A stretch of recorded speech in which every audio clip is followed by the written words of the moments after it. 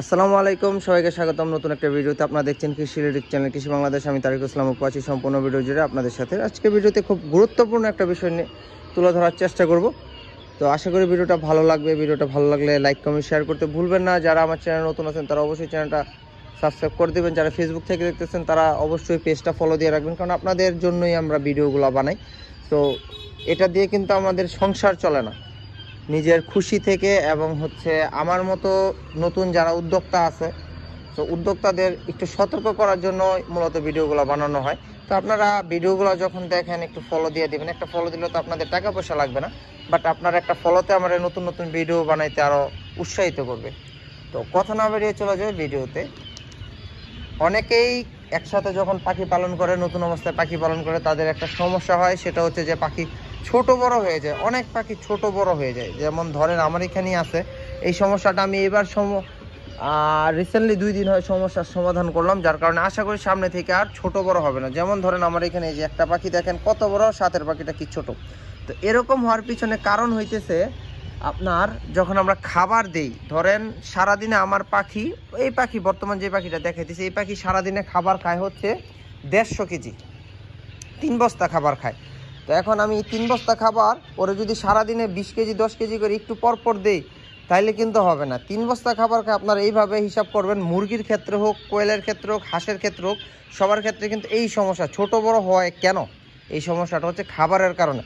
আপনি যখন ওরে পর্যাপ্ত পরিমাণে খাবার দিবেন, একসাথে ধরেন ও 150 কেজি খাবার খায়, আপনি 2 বারে 70 কেজি করে খাবার দিয়ে দেন। যখন 2 বারে 70 কেজি খাবার দিবেন, এই যে খাবার দেওয়ার পর দেখেন খাবার কিন্তু এখনো রয়ে গেছে, মানে বড় পাখিগুলো খাবার খাওয়ার পরে খাবার থাকবো, কারণ ওরা তো পেটে যতক্ষণ নিবে ততক্ষণ খাবে, পেট ভরে গেলে আর খাবে না। এখন আপনি যদি একটু পর পর খাবার দেন, তাহলে কি হবে, ওই বড় পাখিগুলো খাইছে, 1 ঘন্টা পর ওর পেট খালি হয়ে গেছে, আবার খাবার দিবেন, আবার বড়গুলাই খাবে, ছোটোগুলো খাবে না। আপনার স্বাস্থ্য যদি কম হয়, আপনি কিন্তু একটা বড় চড়ো লম্বা লোকের সাথে যাবেন না ঝগড়া করতে, কারণ ও কিল দিলে আপনি শেষ। তো ঠিক একই রকম পাখির ক্ষেত্রে, মুরগির ক্ষেত্রে বড়গুলো যখন ধাক্কা দেয়, 1-2 বার ধাক্কা দিলে ছোটোগুলো আর খাবারের কাছে আসে না। ওই যে না খাবার না খাইতে খাইতে ওরা যে ছোট হয়, ওই ছোটোই থেকে যায়, ওইটা আর বড় হয় না। তো এই সমস্যার সমাধানের জন্য আপনারা খাবারগুলো একসাথে দেওয়ার চেষ্টা করবেন, যে একসাথে 70 কেজি খাবার দিয়ে রাখবেন, সারাদিনের খাবারটা একসাথে দিয়ে দিবেন। তখন কী হবে, বড় পাখিগুলো খাওয়া শেষ হলো, ওর যখন পেট ভরে যাবে তখন ও সরে যাবে, সরে গেলে অটোমেটিক ছোটো পাখিগুলো পরবর্তীতে খাবার খাওয়া শুরু করবে। যেমন এই যে দেখেন আমার এখানে একটা পাখি খাবার খাইতেছে, ও জীবনে বড় পাখির সাথে এসে খাইতো, এখন কেউ নাই দেখে ও কিন্তু এখান থেকে খাবার খাইতেছে। তার মানে এই সমস্যাটা আমার আশা করি নেক্সট টাইম থেকে হবে না, আমার এই বেঁচে হয়ে গেছে। তো এবং সারাদিনে ওর যতটুকু খাবার দরকার ততটুকু খাবার দিবেন, কিন্তু একসাথে দিয়ে দিবেন, তাইলে দেখবেন যে ছোটো পাখিগুলো খাবার খাবে।